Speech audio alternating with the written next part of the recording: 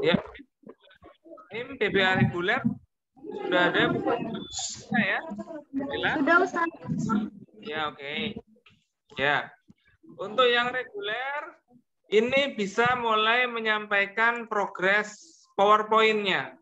Karena pekan lalu kan kita sampaikan bahwa rekan-rekan kita minta untuk mulai menyampaikan progres PowerPoint.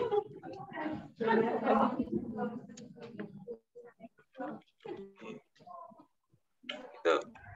Ya kalau misalnya menyampaikan progres bacaan, setidaknya ya bisa dalam PowerPoint gitu. Ada yang mau menyampaikan? Silakan, ada yang mau menyampaikan? Saya absen dulu ya. Saya akan absen dulu. Oke. Saya absen dari PBA T1. Desi Solihan ada? Desi ada? Tidak ada. Siapa Ustaz? Desi. Desi. Muhasina Ustaz. Hah? Muhasina Ustaz. Iya. Berarti nggak ada kan? Tetap aja nggak ada. Iya, Keisa nggak ada Ustaz. nggak ada. Bintang nggak ada. Nggak ada Ustaz. Oke. Afifah Qurratul Aini. Afifah. Maujudah Ustaz. Iya, oke. Bilang aja ada. Ketua kelas ya, bertanggung menyampaikan dan menginikan. Terus Abidah Husna. Maujudah Ustaz. Ya. Afrida Malia. Maujudah Ustaz. Nah. Aisyah. Maujudah Ustaz. Oke. Aisyah Mufti. Aisyah Mufti. Aisyah Mufti. Alivia Nur Pranita. Nggak ada. Alvia Putri Pratiwi. Maujudah Ustaz. Nggak ada. Maujudah Ustaz. Iya. Amelia Fadila. Maujudah. Ya. Anggu Wulandari. Hadira Ustaz. Ya. Asmah Eka Nurjana. Maujudah Ustaz. Oke. Askia Nikmatul Maula. Maujudah Ustaz. Citra Malia Mahardika. Maujudah Ustaz. Devi Rahma Safi'i. Hadira Ustaz. Yan Arba'ah Safaatin. Maujudah Ustaz. Oke. Faustina Khairun Nisa. Maujudah Ustaz. Oke. Vivi Prapita. Vivi Prapita. Maujudah Ustaz. Ya. Hana Fauzia ada? Maujudah Ustaz. Oke. Hanifa Bujana. Oke. Khairun Nisa Selamat.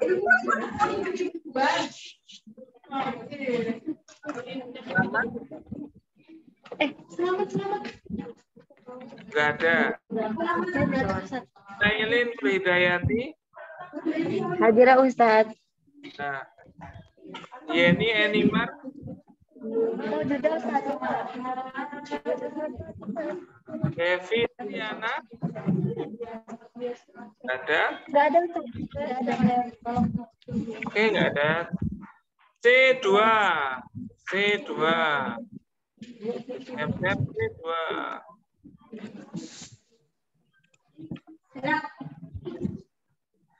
C2 Lutfiah Azharo. Maujudah Ustaz. Oke.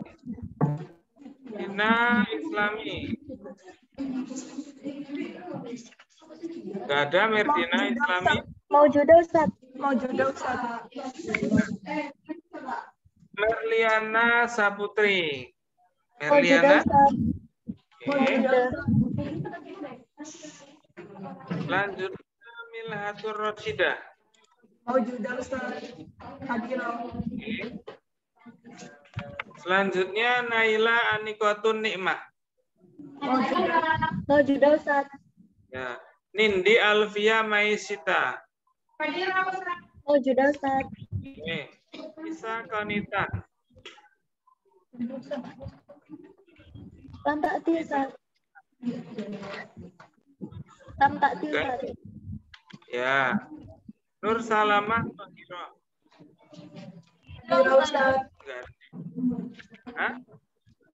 Maujudah Ustaz. Maujudah Ustaz. Nur Salamah Maujudah Ustaz. Siapa? Nur Ya. Salamah Maujudah. Ya itu loh, sudah lihat di ini ya, lihat di absen ya. Nur Jannah Fujirayu. Maujudah Ustaz. Repiana. Repiana. Maujudah. Oke. Hadirah Ustaz. Ya. Rifaatul Madbuka. Maujudah Ustaz. Oke. Alsabila An-Nafi. Maujudah Ustaz. Maujudah Ustaz. Septifani Rahmah Rizki. Marido Ustaz. Oke. Sobibatul Fitri. Hadirah Ustaz. Ya. Di Aulia Citra. Maujudah. Ya. Siti Melia. Maujudah Ustaz. Sifaul Muwahidah. Maujudah Ustaz. Zahra Anisatul Latifah. Maujudah Ustaz. Romlah Hamidah. Maujudah Ustaz. Neneng Rahmasari. Maujudah Ustaz. Saat ini kita mau fokus pada yang belum presentasi pekan lalu. Khususnya T2 ini banyak yang belum presentasi di pekan yang kemarin ya. Kita lihat di layar, kalau nama-nama antum itu sudah ada tulisan temanya, itu berarti antum sudah presentasi. Ya. Kalau belum berarti presentasi hari ini. Maka ada sekitar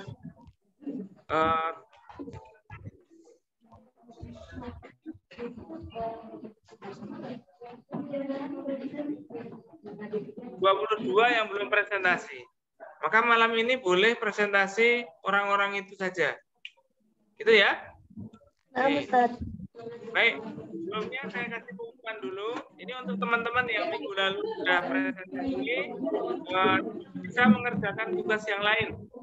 Contohnya ini ya, yang minggu lalu misalnya di sini ada yang C1, ada Afifa, terus ada Abidah yang sudah presentasi itu tandanya sudah ada apa namanya? Sudah ada tabelnya ya ini ya. Sudah ada nomor, sudah ada nama tema di situ sudah ada. Berarti sudah presentasi. Ya, nama temanya di sini loh. Antum bisa lihat kan di layar itu kan? Nah, ini contoh apa ya? Itu minggu lalu sudah. Lalu di sini ada Abidah sudah. Afrid. Terus Aisyah Mufti sudah. Terus ada Alifia dan Alfia sudah. Ada Amelia sudah dan seterusnya yang sudah ada tulisannya ini berarti sudah presentasi minggu lalu. Ya. Kita akan bikin presentasinya bergelombang ya sekarang ya. Maka sekali presentasi yang berarti. Ya. Dan saya bukan hanya menilai presentasi, tapi mulai saat ini juga ingin menilai file yang antum kirimkan. Ini kan antum kemarin sudah saya share Google Drive.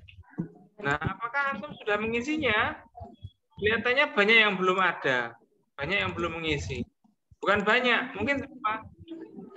Belum mengisi Google Drive, belum mengupdate PPT ke situ, belum mengupdate ringkasan Word ke situ. Jadi sekarang ini, selain antum, kalau antum mengupdate, itu antum kirim link saja, tidak perlu ngirim file ke Telegram. Tapi antum kirim link yang sudah antum, misalnya antum sudah upload itu. Ya, jadi untuk konfirmasi presentasi adalah mengirim link. Kirim link ini. Belum ada yang mengirim. Ya, belum ada sama sekali yang mengirimkan tulisan tulisan atau tugasnya belum ada yang mengirimkan. Padahal sudah saya bikin 2 minggu yang lalu. Dan ada 1 minggu antum untuk roha karena saya PPL, tapi tetap tidak ada yang terjadi. Ya, ini maka tolong ini ya, belum ada yang ngirim. Gitu ya. Teman-teman, ini yang kedua adalah kirim ini. Presentasinya di gelombang, kalau kan ini presentasi, tapi ya melihat jumlah antum yang sangat banyak itu ya, kira-kira berapa sih jumlahnya? 25 tambah 20, 45. Ya kemungkinan juga. Ini siapa? Minggu depan siapa? Orang, tapi kalau misalnya lebih banyak juga bagus juga. Kita punya waktu sampai kira-kira ya katakanlah 10-an. Jam pengumuman dari saya tentang presentasi dan tugasnya. Dan juga pengumuman tentang nilai, penilaian ya. Setelah kita masuk ke akhir semester ini, penilaiannya akan saya nilai dari konsistensi tulisan antum. Kalau memang ngambil tema itu, ya temanya itu aja diambil terus, cari bacaan yang itu dan lain sebagainya. Boleh juga bacaan yang sudah didapat, kalau berupa jurnal atau buku atau apa, bisa ditaruh di Google Drive sini. Lagi. Misalnya di sini ada T2 yang sudah presentasi minggu lalu, satu tidak. Ya. Misalnya Rosida ngirim di sini Word sama referensi. Silakan dikirim di situ, nggak masalah. Ya. Dibikin foldernya ya kalau referensi. Tapi kalau Word ya tinggal bikin Word-nya di sini. Kalau bikin folder kan Word-nya cuma 1. Kalau referensinya akan banyak. Ya. Nah, itu ya. Itu saja pengumumannya. Yang penting penilaian saya akan berupa konsistensi bacaan. Karena hidup ini butuh konsisten dan juga butuh butuh setia. Sehingga antum setia pada bacaan saja. Itu tema begitu. Baik, itu selanjutnya boleh presentasi khusus yang belum. Kalau yang sudah seperti yang tadi disebutkan, khususnya yang minggu lalu sudah, itu silakan antum melanjutkan kegiatan lain tidak masalah, atau antum mengerjakan tugas-tugas yang lain untuk minggu depan dan lain sebagainya. Karena pengumuman sudah saya sampaikan di awal ini. Nah itu yang presentasi silakan.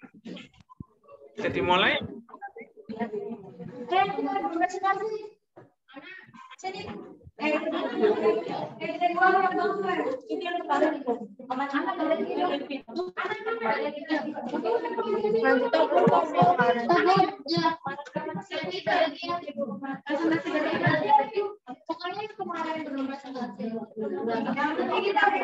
Oh, berarti yang dia kedua bahasa yang namanya itu yang majalah itu yang belum ada tulisannya itu yang prestasi kemarin, jadi prestasinya sekarang. Bapak siapa?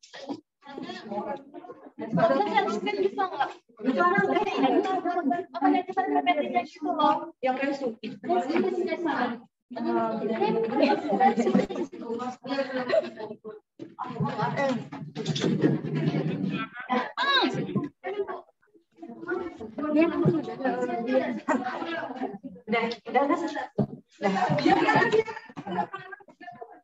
Udah nih, mulai nih. Ya, mulai. Bismillahirrahmanirrahim. Assalamualaikum warahmatullahi wabarakatuh. Ismi Reviana min Ismi Ta'limil Lughal Arabiyyah Fathul Asaniyah C2 Ustaz. Guna ana saubayin anil bid'ah yakni fi sunatil mutahharah. Wa ana ahud min maraji kitabil bid'ah mafhumuha wa hududuha. Mu'alif yakni al-Ustaz Muhammad Hadi al-Asadi. Safhah 19 ila isrin. Al-bid'ah fi sunnah al-mutahharah fima taqaddamu isti'raduna bi surati mawjuzitul ayat al-Qur'aniyah asyarifah adalah ala mafhumil bid'ah wa tahdhiri minha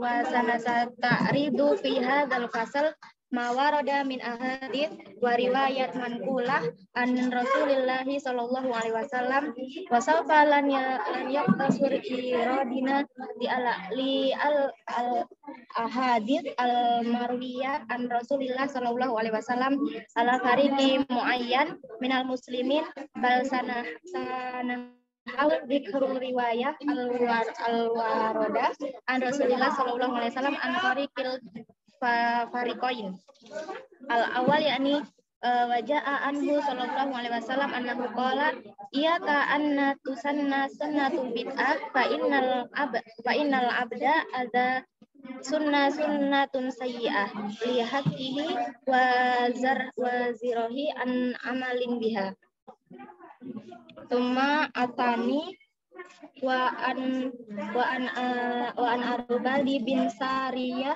qala shalla bina Rasulullah sallallahu alaihi wasallam al-fajr thumma aqbala alaina fa wa'adna mau'idatun balighatun qala ausikum bi taqwallahu wa iyyakum wa muhaddatsat al-umur fa inna kullu muhadditsah bid'ah wa kunna kullu bid'ah dalalah wal akhir wa rawa Muslim fi sahihah kana Rasulullah sallallahu alaihi wasallam idza khataba ihmarat aynahu wa ala sautihi wa washtadda ghadabahu hatta ka'annahu mundiru jaishin yaqulu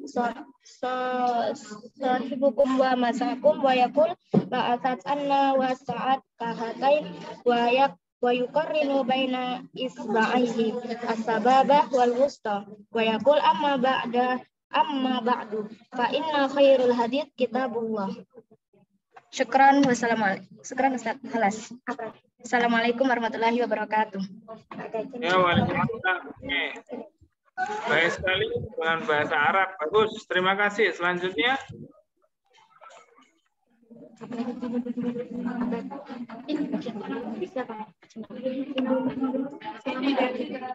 Assalamualaikum warahmatullahi wabarakatuh. Ismi Afridah Hilmalia Putri Ustaz. siapa? Afridah Hilmalia Putri. Ya. Afridah Hilmalia Putri. Gitu. Baik, silakan. Perbandingan sumber hukum Islam. Menurut Kamus Umum Bahasa Indonesia, sumber adalah asal sesuatu. Pada hakikatnya, yang dimaksud dengan sumber hukum adalah tempat kita dapat menemukan atau menggali hukumnya. Sumber hukum Islam adalah asal atau tempat pengambilan hukum Islam. Sumber hukum Islam disebut juga dengan istilah dalil hukum Islam atau pokok hukum Islam atau dasar hukum Islam. Kata sumber dalam hukum fikih adalah terjemah dari lafal tersebut, terdapat dalam sebagian literatur kontemporer sebagai ganti dalam sebuah dalil bal dala atau al, atau lengkapnya al-adillah asy-syar'iyyah al-islamiyah. Sedangkan dalam literatur klasik biasanya yang digunakan adalah kata dalil atau adillah syar'iyyah. Tidak yang mereka syar'al ahkam al-masadir. Menggunakan kata masadir sebagai ganti al-adilah beranggapan bahwa kedua kata tersebut memiliki arti yang sama. Bila dilihat secara kamus, maka akan terlihat bahwa kedua kata itu tidaklah sinonim, setidaknya bila dihubungkan kepada syariah. Kata sumber, masadir atau dengan jamaknya sadirun, dapat diartikan suatu wadah yang dari wadah itu dapat ditemukan atau ditimba norma hukum. Sedangkan dari hukum berarti sesuatu yang memberi petunjuk dan menentukan kita dalam menemukan hukum Allah. Kata sumber dalam artian ini hanya dapat digunakan untuk Al-Quran dan Sunnah, karena memang keduanya merupakan wadah yang dapat ditimba hukum syar'i, tetapi tidak mungkin kata ini digunakan untuk ijma dan qiyas karena keduanya bukanlah wadah yang dapat ditimba norma hukum. Oke, baik. Selanjutnya, selanjutnya. Assalamualaikum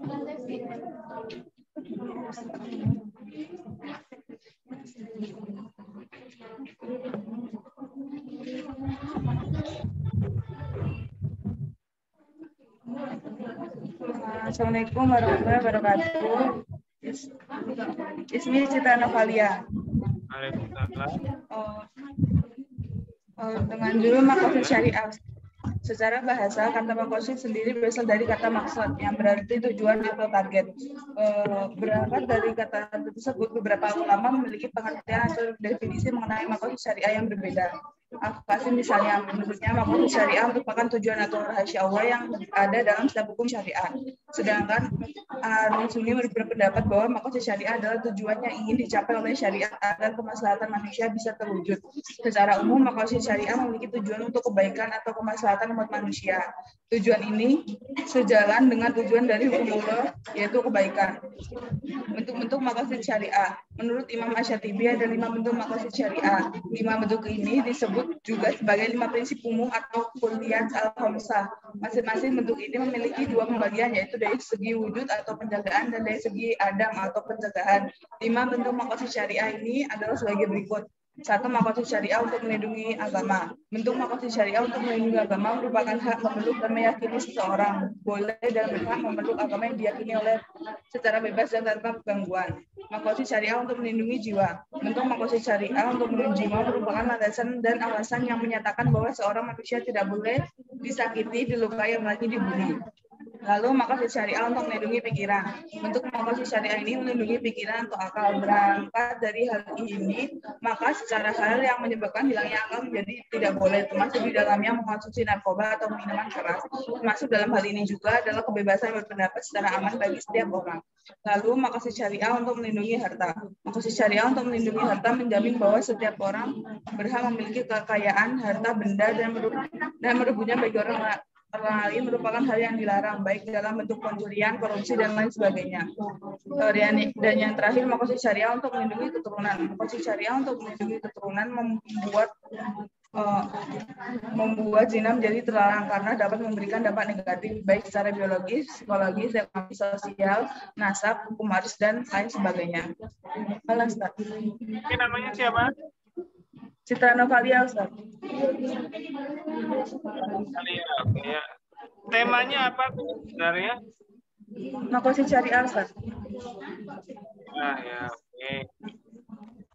Baik, ini contoh ya, yang sudah presentasi minggu lalu seperti Afrida itu mestinya hari ini nggak usah presentasi. Terus juga ini contoh tadi saya minta temanya untuk konsisten lah. Ini Afrida ini minggu lalu presentasi konsep syariah. Hari ini menjadi sumber hukum Islam. Nah, itu perlu kita perhatikan ya agar konsisten. Karena ini dari penilaian. Oke. Baik, yang belum presentasi minggu lalu, maksudnya 2 minggu yang lalu ya.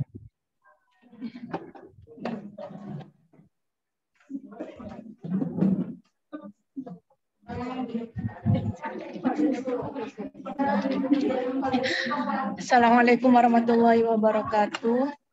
Waalaikumsalam. Ismi Sabibatul Fitri, Ustaz.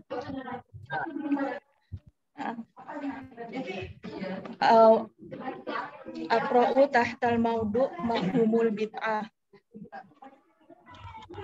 Wa akhadtu minal kitabi al-bid'ah mafhumiha wa hududiha. Wal mu'allif al-Ustadz Muhammad Hadi al-Asadi. Al-bid'ah fil lughah hiya kullu ma ahdatsa wahtara'a awalan ala ghairi misalin sabiq. Sawa'u minha ma yata'allaq bi umuruddin, aqaid wa ibadatihi wa muamalatihi, aw ma yata'allaq bi syu'unid dunya wal hayati mimma la silata lahu bid-din. Qala Qurtubi rahimahullah ayu man sya'aha wa mawjudiha wa mabadi'iha wa muftariha ala ghairi haddin wala misal. Wa kullu min ansha'a ma lam yasbiq ilaihi qila lahu mubada' wa lam yaqa'u khilafa bainal ulama ala anna al-bid'ah al-lughawiyyah ma'na al-ihtira' al-ihtira'i ala ghairi misalin sabiq qad takunu mamduha aw madmumah fi syar'i ay innaha tashmilaha al-ahkam syar'iyyah al-khamsah al-wujub wal istihbab wal jawaz al-karaha wal harama al-bid'ah fi syar'i hiya al-muhdatsatul muhtari'ah allati tukhalif usuluddin wa tusadimu nususihi wa tahtasu bil umuruddin wa la tata'allaq bi syu'unil hayat allati anita bimusalahil ibadah wa ma'ashihim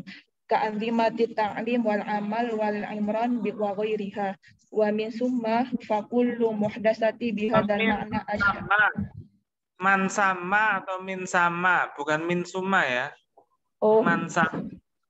Man sama fa kullu muhdatsatin bihadzal ma'na asy-syar'i bid'atun dolalah wa lam yaqa'u khilafa bainal ulama fi dzalika wa yadullu kalamihi ala anna ma lam ya'lam minal muhdatsati annahu khalifun nusus qad la yusamma bid'ah wa ghairu dzalik minat ta'rifat allati ijtahada fiha ulama rahimahullah litakunu mi'yaron sabitan wa marji'an wadihan litahdidi hukmul muhaddatsat al-mustajidat wal mubtadi'at al-muhtari'at. Khalas Ustaz. Ya. Tidak masalah. Assalamualaikum warahmatullahi wabarakatuh. Nah, Ustaz. Presentasi dengan bahasa Arab itu bagus, meskipun keliru nggak ada masalah. Jadi dari itulah kita memberikan ya. Ya, terima kasih. Nah, Ustaz. Tapi itu jangan hanya baca buku, tapi biasanya dia pasti membaca bukunya atau gimana itu. Ya, tolong ringkasannya dibuat juga ya. Tentu boleh presentasi dengan mengambil dari buku itu, meringkas, tapi ringkasannya ditulis bahasa Indonesia, tapi yang antum presentasikan dalam bahasa Arab itu ya masalah. Itu juga baik.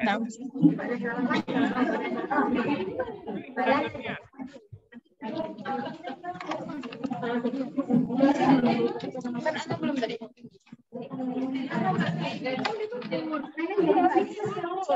Ada dulu baru tipin. Ini Pak. Sudah dimulai. Bismillahirrahmanirrahim. Assalamualaikum warahmatullahi wabarakatuh. Ismi Medina sama Silvani. Judulnya hukum sesuatu yang tidak dilakukan Rasulullah SAW. Definisi sunnah tarkiyah adalah Rasulullah SAW meninggalkan suatu ucapan atau perbuatan dengan syarat sengaja meninggalkannya. Kalau tidak sengaja meninggalkannya, bagaimana kita akan menyifati apa yang ditinggalkan sebagai satu sunnah? Kalau meninggalkan sesuatu yang sengaja, maka disyariatkan untuk umatnya meninggalkannya. Terkadang hukum meninggalkan wajib, sunnah haram, makruh, mubah. Tergantung korina yang ada seputar kejadian ketika beliau meninggalkan hal tersebut. Contoh sunnah tarkiyah Rasulullah SAW. Namanya siapa? Temanya apa? Tolong ini namanya siapa? Temanya apa?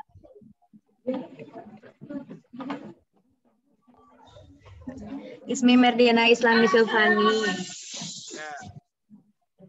Ya. Temanya hukum sesuatu yang tidak dilakukan Rasulullah Shallallahu Alaihi Wasallam.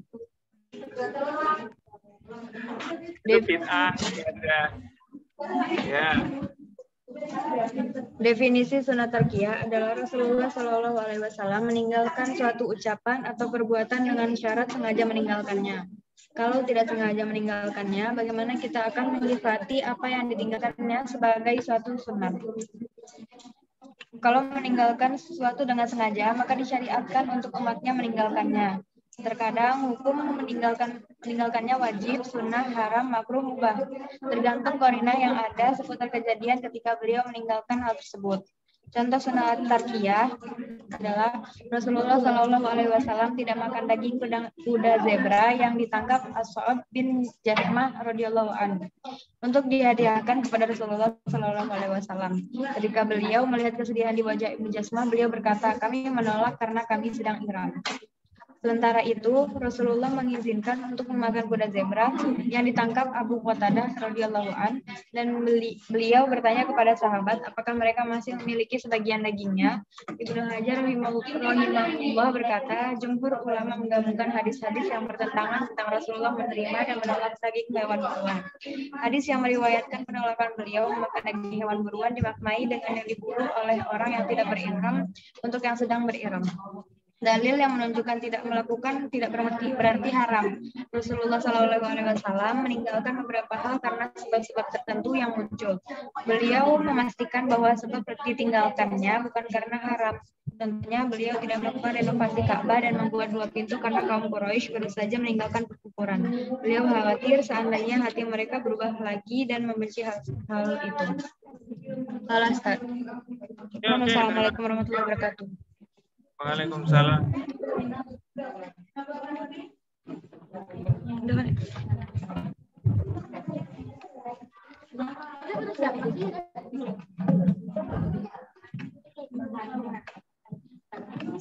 Baik, bismillahirrahmanirrahim. Assalamualaikum warahmatullahi wabarakatuh.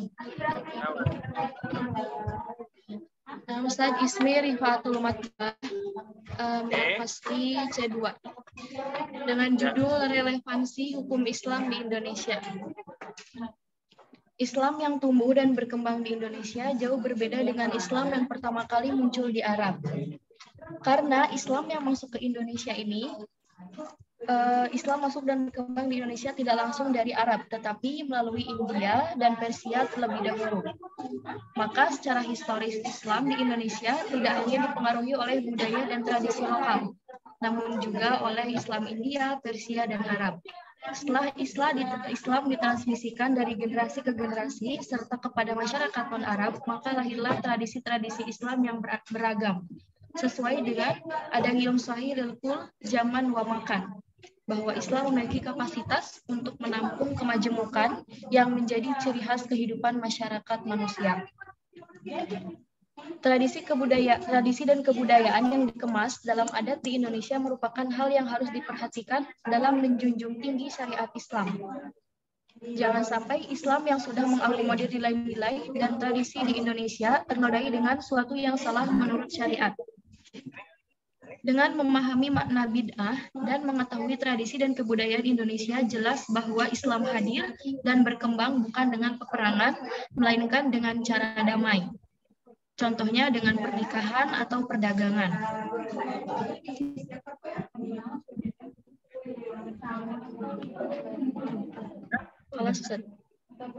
Ya, oke. Ini catatan penting ini. Tolong ini untuk Rifaatul ini. Nah, tentang hukum Islam di Indonesia itu tadi kan bilangnya ada pengaruh India dan Persia gitu ya. Sebenarnya iya, pendapat ini adalah yang ya cukup keliru. Kenapa? Karena ini persoalannya. Justru apa yang ada di Arab itu malah banyak mempengaruhi apa yang ada di India dan di Persia. Jadi bukan malah mempengaruhi Indonesia. Buktinya nama-nama di Indonesia para syekh-syekh itu malah namanya kan terpengaruh bahasa Arab, bukan bahasa India atau bahasa Persia. Nah, itu dia.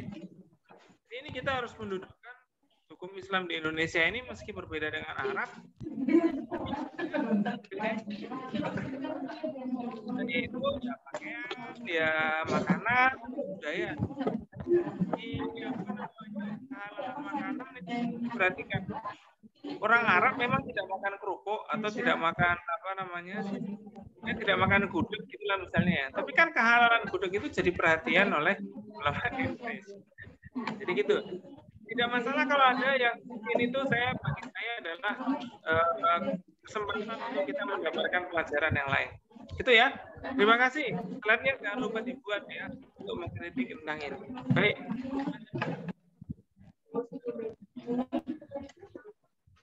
Assalamualaikum warahmatullahi wabarakatuh. Ismi Devi Rahmati dari C1. Di sini saya akan membahas dengan tema konsep hukum Islam dan sumber-sumbernya.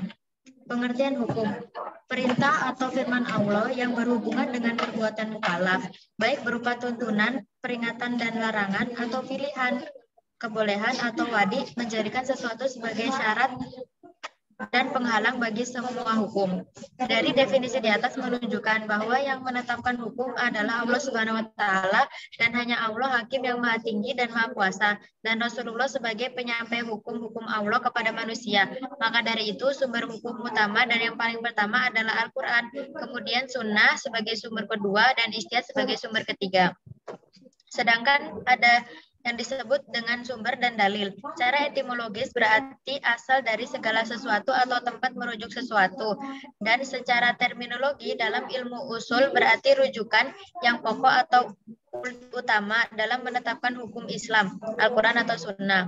Sumber hukum yang telah disepakati oleh para ulama fikih adalah Al-Quran sebagai sumber utama dan Sunnah Rasulullah sebagai sumber hukum kedua. Sedangkan yang lainnya adalah ijtihad yang terdiri dari qiyas, istishab, istihsan, mazhabah, mursalah, dan lain sebagainya. Halo Ustaz. Ini namanya siapa ya? Devi Rahma Ustaz. Wah, C1 toh. Ya, oke. Oh, C1 Ustaz. Ya, temanya apa tema? Sumber hukum Islam. Hukum Islam dan sumber-sumbernya Ustaz. Ya, oke. Oke, selanjutnya yang belum lagi. Masih ada 5, 6, 7, 8, 9, 10, 11. Ya, 11-an. Ya, silakan. Assalamualaikum Ustaz. Ismi Nur Salam Tahira Ustaz, min C2. Oke. Saya akan membahas tentang filsafat hukum Islam dengan sumber bacaan Filsafat Hukum Islam Muhammad Syafii Al-Bani Nasution. Dari yang saya baca, dalam buku tersebut dapat disimpulkan, hukum Islam mengacu pada pandangan hidup yang bermakna, hukum Islam diciptakan memiliki tujuan. Adapun tujuannya yaitu terciptanya kebahagiaan dunia dan akhirat. Keberadaan filsafat hukum Islam akan menegakkan hukum Islam dan memberikan jawaban terhadap tantangan zaman bagi alam semesta. Manfaat studi filsafat hukum Islam adalah memberikan pengetahuan secara utuh kepada ahli hukum Islam. Filsafat hukum Islam diperlukan untuk pengkajian secara lebih mendalam terhadap hukum Islam, mewujudkan hukum yang berkeadilan sesuai dengan kondisi zaman. Pengkajian filsafat hukum Islam untuk memahamkan Islam secara menyeluruh dengan ilmu agama-agama lainnya. Filsafat hukum Islam dibagi menjadi dua, yaitu filsafat tasyri' dan filsafat syariah. Filsafat tasyri' bertugas membicarakan hakikat dan tujuan penetapan hukum Islam seperti tasyri' dibagi lagi menjadi 5, yaitu Da'am al-Ahkam, dasar hukum Islam, Mabadi al-Ahkam, prinsip-prinsip hukum Islam, Usul al-Ahkam, pokok-pokok hukum Islam, Maqasid al-Ahkam, tujuan-tujuan hukum Islam, Qawaid al-Ahkam, kaidah-kaidah hukum Islam. Dan yang kedua yaitu filsafat syariah.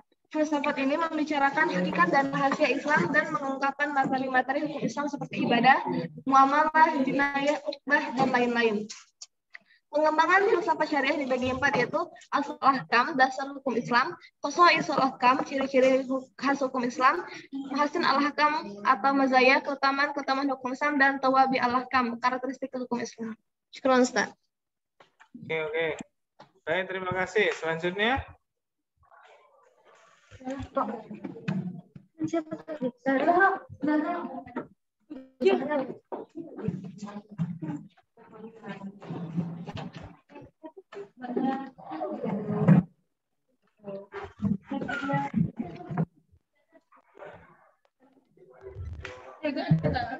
Nama Ustaz, my name is Nurjanah Pujirahayu from PBA C2.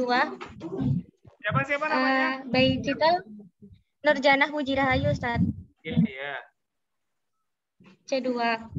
By title Maqasid Syariah, the drive for an inclusive human development policy. Author Ibrahim Abodium Oladapo and Asma Abraham from Jurnal Syariah, Jil 24 Number 2. A HDM framework combines the three conceptual essential elements of Maqasid with two selected higher intent.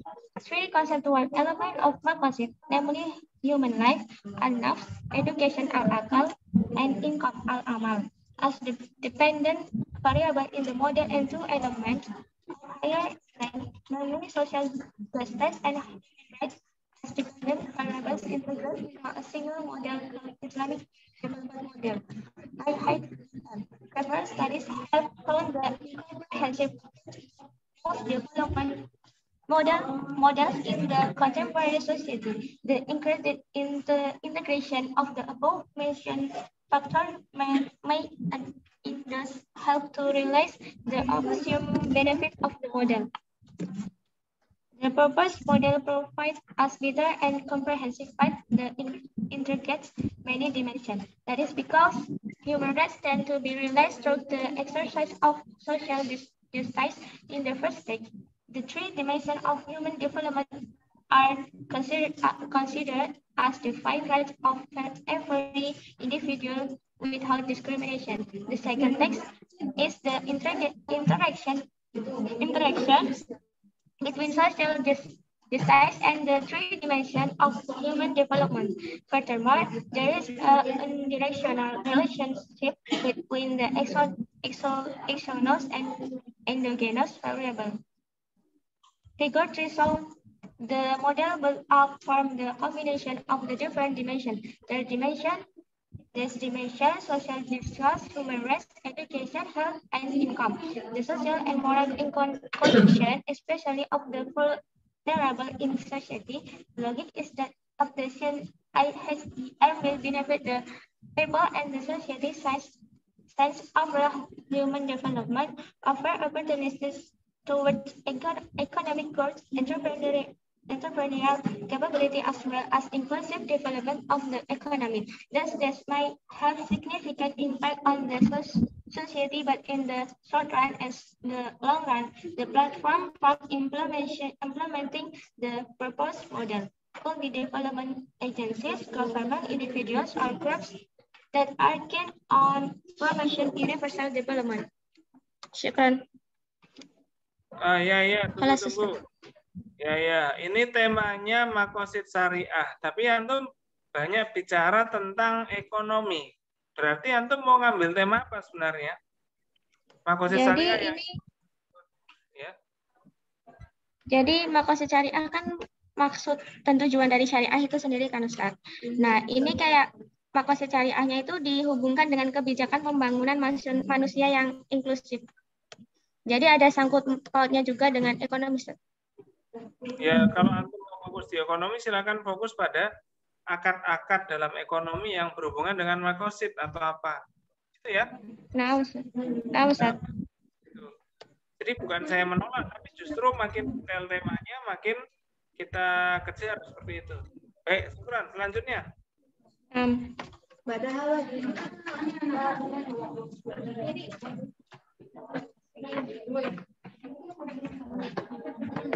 Assalamualaikum warahmatullahi wabarakatuh. Bismi Neneng Rahmasari Ando min PBAC 2 Ustadz. Ini membahas konsep bid'ah. Para ulama mendefinisikan. Namanya siapa? Neneng Rahmasari. Apa sih? Neneng Rahmasari. Oh iya. Oke. Jadi 2. Konsep bid'ah.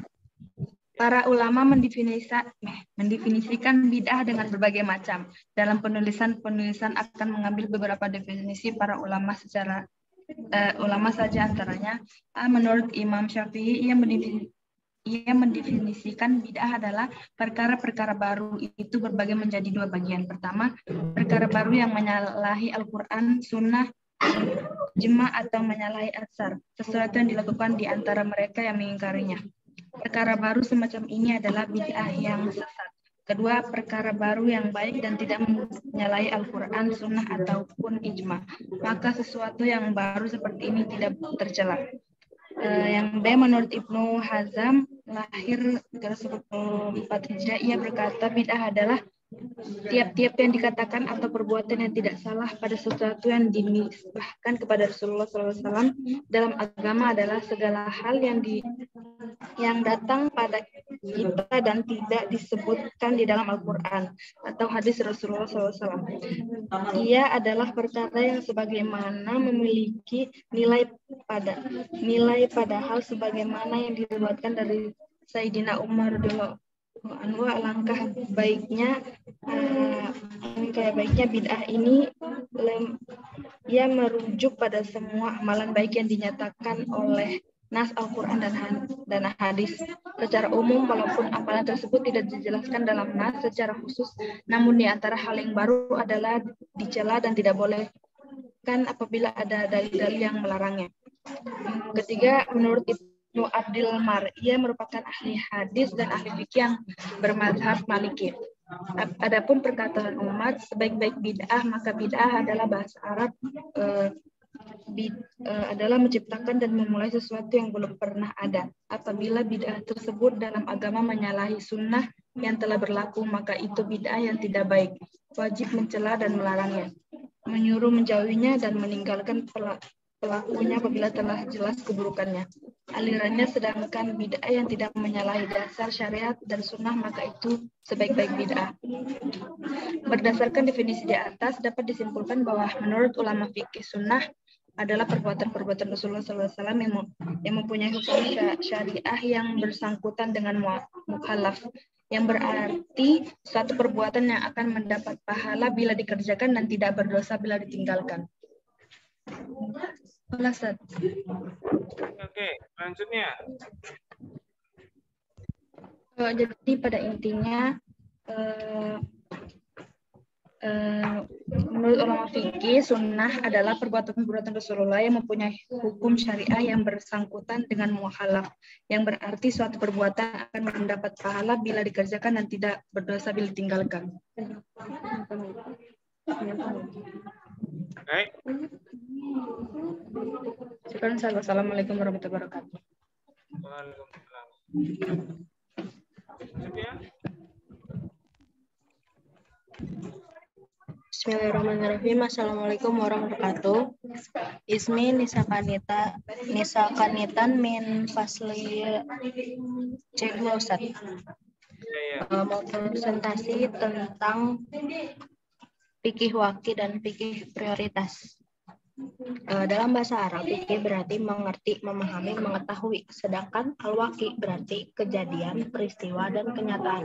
Jadi dapat diartikan bahwa fikih al-waqi adalah suatu pemahaman terhadap hukum-hukum Allah SWT di dalam Al-Quran dan Sunnah Rasulullah, yang kemudian diterapkan pada suatu peristiwa atau masalah yang muncul dalam kehidupan sehari-hari.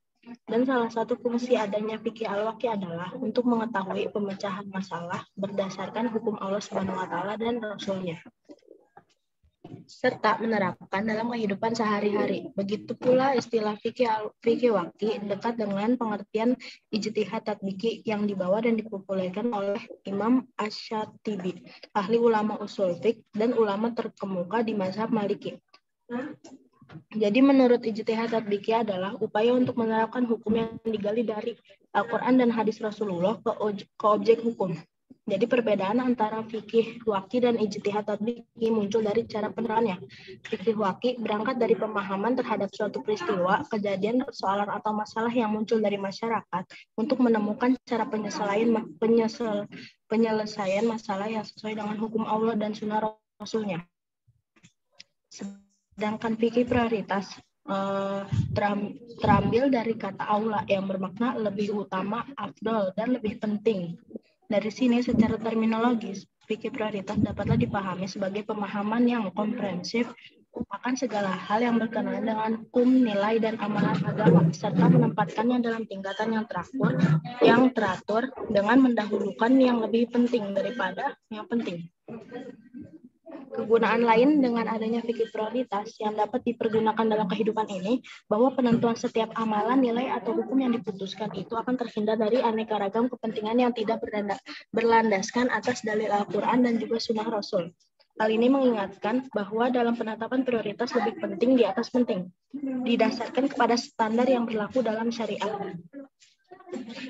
Kelas 1. Oke. Syukran. Wassalamualaikum warahmatullahi wabarakatuh. Waalaikumsalam. Maksudnya?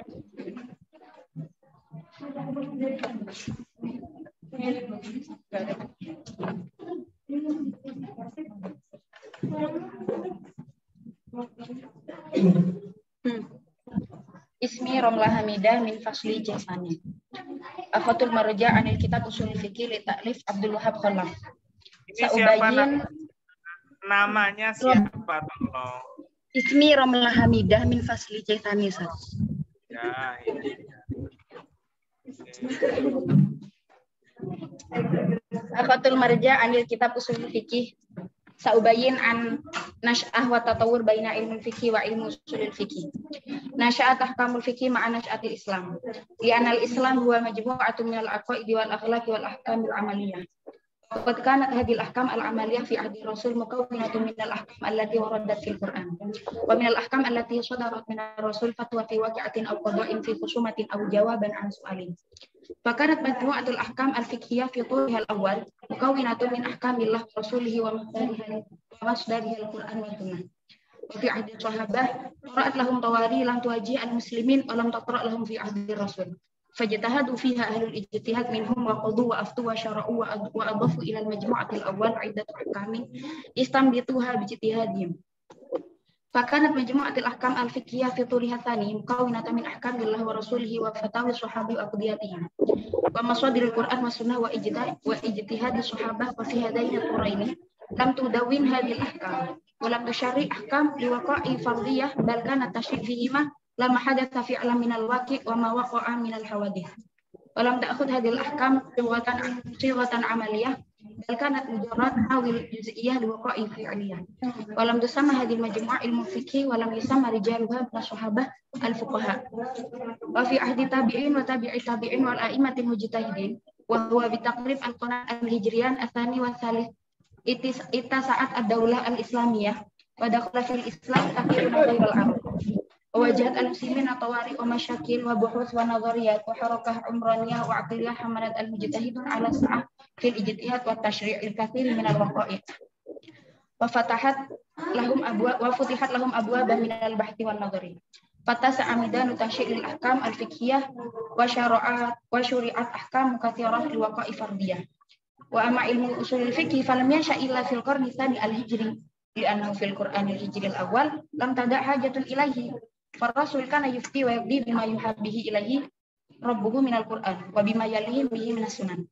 Wa ashabihi kanu yaftuna yaquduna bin nususi allati yufahimunaha bimalkatihim al-arabiyyah as-salima min ghairi hajatin ila qawaidin lughawiyyah yataduna biha ala fahmin nususi. Walakin lama tasa'at al-futu al-islamiyah wa ikhtalat al-arab bi ghairihim wa dakhala fil arabiyyah katsirun min al-mufradat wal asalib ghair al-arabiyyah wa katharat al-ishtibahat wal ihtimalat fi fahmi nusus. Da'at al-haja ila wad'i dawabit wa qawaid lughawiyah yaqtadu biha ala fahmi nususi. Khalas Ustaz.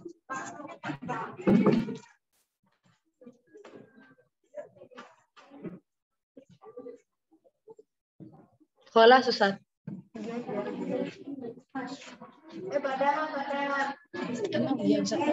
Biasanya ditanya enggak? Hah? Ba'daha.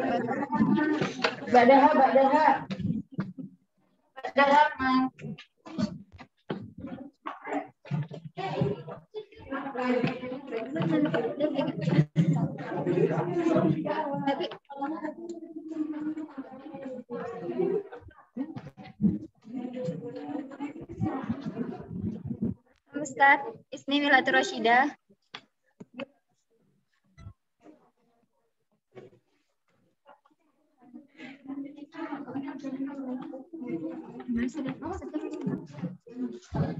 Ya. Saya ingin menjelaskan tentang fikih prioritas. Fikih prioritas ialah meletakkan segala sesuatu pada peringkatnya. Namanya dengan siapa adil. tadi? Terputus-putus. Milatul Rasyidah, Ustaz. Nama. Oke, lanjut. Fikih prioritas ialah meletakkan segala sesuatu pada peringkatnya dengan adil dari segi hukum, nilai, dan pelaksanaannya. Pekerjaan yang mula-mula dikerjakan harus didahulukan berdasarkan penilaian syariah yang sahih, yang diberi wahyu dan diterangi oleh akal. Dasarnya ialah bahwa sesungguhnya nilai hukum pelaksanaan dan pemberian beban kewajiban menurut pandangan agama ialah berbeda satu dengan yang lainnya. Semuanya tidak berada pada satu tingkat, ada yang besar, ada yang kecil, ada yang pokok, dan ada yang cabang. Ada persoalan yang menduduki tempat utama dan ada yang merupakan persoalan pinggiran. Timbangan prioritas pada umat sudah tidak seimbang lagi. Dalam aktivitas pemudanya, kita menemukan bahwa perhatian olahraga lebih diutamakan daripada olah akal pikiran. Sehingga makna pembinaan remaja lebih berat daripada pembinaan jasmani mereka dan bukan pada sisi yang lainnya.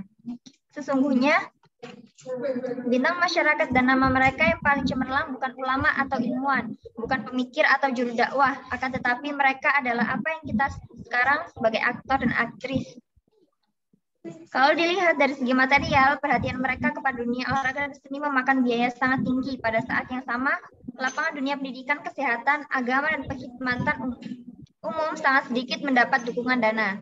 Dengan alasan tidak mampu untuk melakukan penghematan, terutama bila ada sebagian orang yang meminta kepada mereka sumbangan untuk melakukan peningkatan sumber daya manusia dalam rangka menghadapi perkembangan zaman. Penyimpangan adalah masalah fikih tidak hanya terjadi di antara kalangan awam kaum muslim atau orang yang menyimpang dari jalan yang lurus di kalangan mereka, tetapi penyimpangan itu juga dilakukan oleh orang yang menisbatkan dirinya kepada agama ini karena tidak adanya fikih dan ilmu pengetahuan yang benar. Sesungguhnya ilmu pengetahuanlah yang menentukan mana perbuatan yang diterima dan ditolak, mana yang diutamakan dan mana yang tidak. Setiap perbuatan disebutkan harga dan nilainya menurut pandangan agama. Kebanyakan mereka tidak mendapatkan cahaya ilmu pengetahuan dan arahan dari fikih yang benar. Mereka telah memusnahkan batas antara berbagai macam amalan dan tidak membedakannya satu sama lain, atau mereka menetapkannya di luar hukum agama, sehingga ketetapan mereka kurang atau berlebihan. Allah Ustaz. Oke, selanjutnya. Ada Aisyah. Ada. Mama. Lutfia. Belum.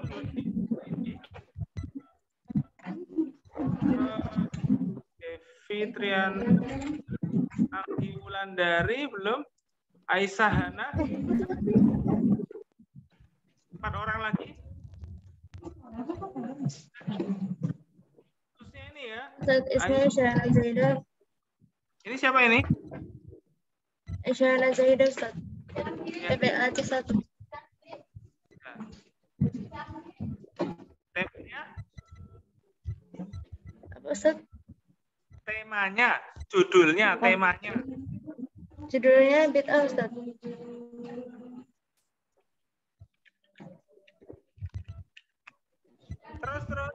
Terus. Lanjut.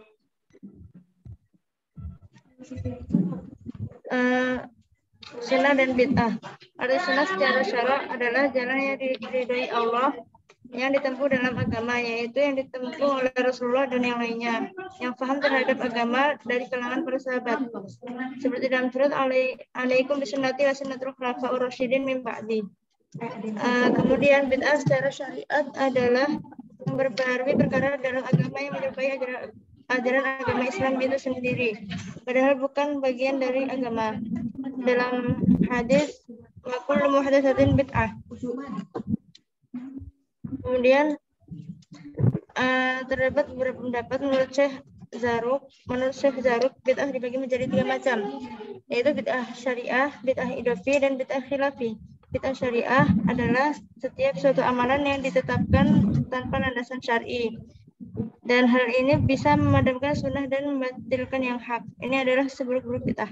Bid'ah idafi didasarkan pada praktik tertentu walaupun terbebas dari unsur bid'ah, maka tidak boleh memperdebatkan apakah praktik tersebut tergolong sunnah atau bukan bid'ah. Bid'ah khilafi yaitu bid'ah yang memiliki 2 sandaran, 10 risalah Ahlus Sunnah wal Jamaah utama yang sama-sama kuat argumentasinya. Jika dilihat dari satu aspek tergolong bid'ah, tapi dari aspek yang lain tergolong kelompok sunnah. Kemudian yang kedua, menurut Syekh Ibnu Abdussalam, membagi bid'ah menjadi 5 kategori, yaitu bid'ah wajib, bid'ah yang haram, bid'ah yang sunnah, bid'ah yang makruh, dan bid'ah yang mubah. Bid'ah yang wajib seperti belajar ilmu nahwu, ilmu gharib, dan sunnah yang bisa membantu pemahaman agama. Kemudian bid'ah yang haram seperti mazhab Qadariyah, Jabariyah, Mu'tazilah.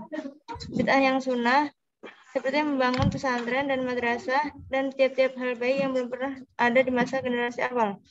Bid'ah yang makruh adalah seperti menghiasi masjid secara berlebihan dan menyebut-nyebut mushaf. Dan yang terakhir bid'ah yang mubah seperti berjabat tangan setelah sholat dan melonggarkan baju dan lain-lain. Syukran. Wassalamualaikum warahmatullahi wabarakatuh.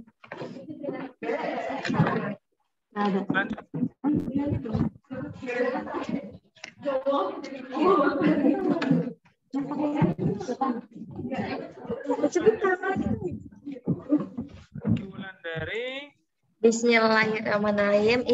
Assalamualaikum warahmatullahi wabarakatuh. Ismi Laili Nur Hidayati, PBAC 1. Judulnya bid'ah. Dengan judul bid'ah.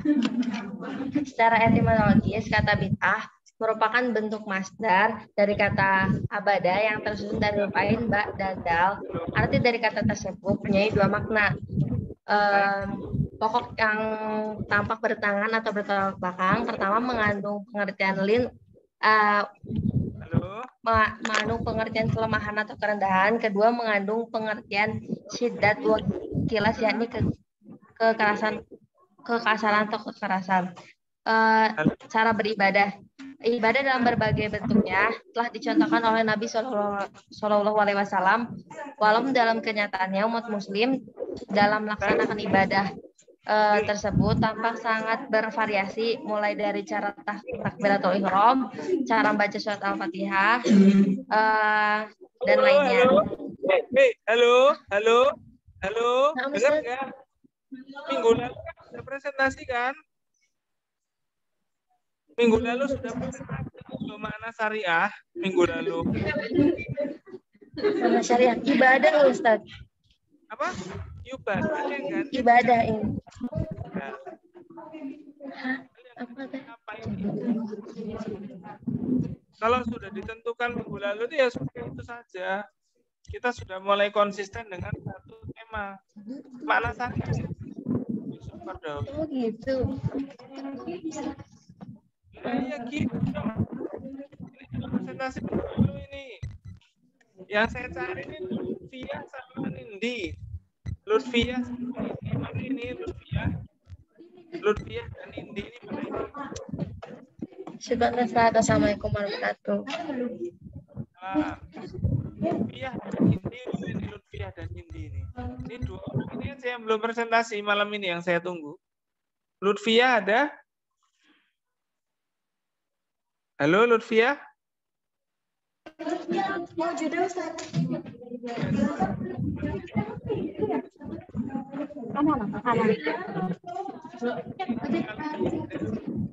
Nindi Albia. Lutfiah Ustaz.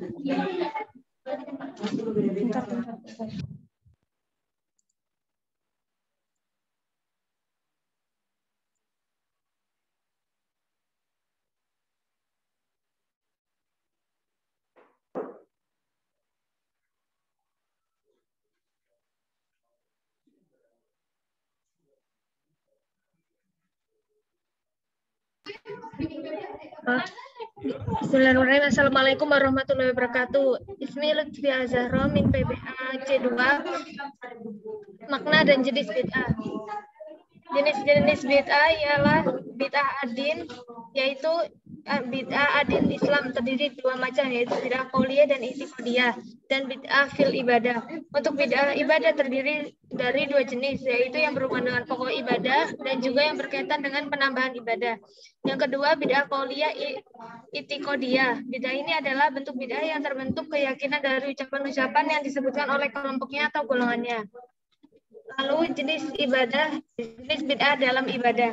Bid'ah dalam ibadah seringkali terjadi khususnya bagi mereka yang kurang ilmu atau tidak memahami konsep. Contohnya ialah bid'ah yang berhubungan dengan pokok ibadah, yaitu seperti hukum Islam atau syariat Islam yang dibentuk sendiri oleh manusia atau kebiasaan budayanya. Yang kedua, bid'ah yang menambah-nambah ibadah. Bid'ah ini adalah bid'ah yang melakukan tambahan-tambahan ibadah padahal tidak ada dalam Al-Quran dan Sunnah.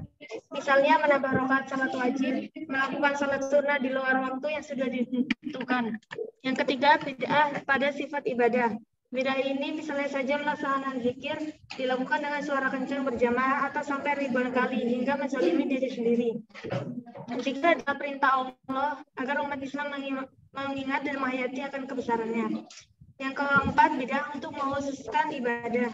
Bid'ah ini contohnya adalah pelaksanaan nisfu Sya'ban yang dilakukan tanggal 15 bulan Sya'ban. Pelaksanaan ini tentu saja tidak berdasarkan pada ajaran agama Islam, karena Rasulullah sendiri tidak pernah mensyariatkannya. Halo, Ustaz. Syukran. Assalamualaikum warahmatullahi wabarakatuh. Lagi Nindi Alfia. Nindi Alfia.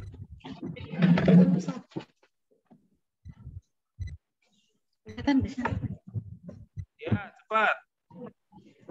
Bismillahirrahmanirrahim. Ismi Nindi Alfia Maisita min PBAC Astani. Sunnah sumber hukum kedua. Sunnah secara bahasa berarti cara yang membiasakan atau cara yang terpuji. Sunnah lebih umum disebut hadis yang mempunyai beberapa arti. Qorib, dekat, jadid, baru, khobar, berita. Dari arti-arti di atas, maka sesuai untuk pembahasan ini adalah hadis dalam arti kabar. Kehujahan sunnah. Dalil-dalil yang menetapkan sunnah dapat jadi hujah sebagai sumber hukum. Yang pertama, dalil Al-Quran. Dalam Al-Quran, banyak ayat-ayat menunjukkan bahwa kaum muslimin diperintah untuk mengikuti Allah SWT dan Rasul-Nya. Dengan ungkapan yang berbeda-beda. Misalnya dalam Al-Quran, surat Al-Imran ayat 32, dan masih banyak lagi. Yang kedua adalah Al-Sunnah. Tidak sedikit hadis-hadis Rasulullah SAW yang memerintahkan kaum muslimin untuk berpegang kepada Al-Sunnah.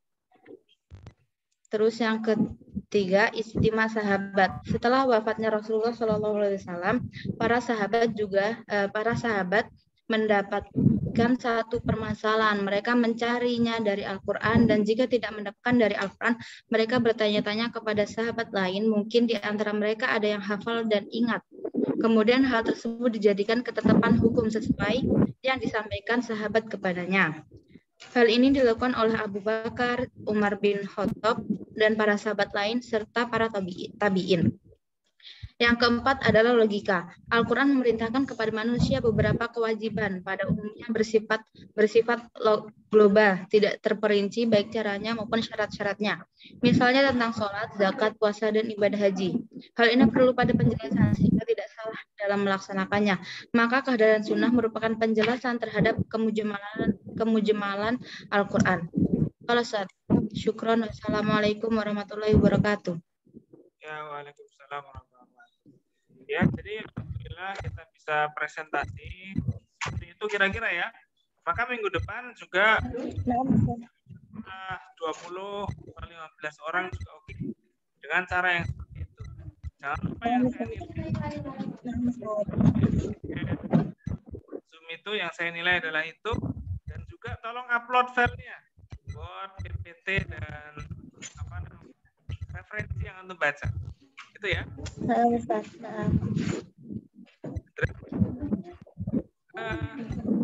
Dulu ya. Kita tutup di Alhamdulillahirrahmanirrahim. Amin. Menyerah dan ada. Assalamualaikum warahmatullahi wabarakatuh. Waalaikumsalam warahmatullahi wabarakatuh.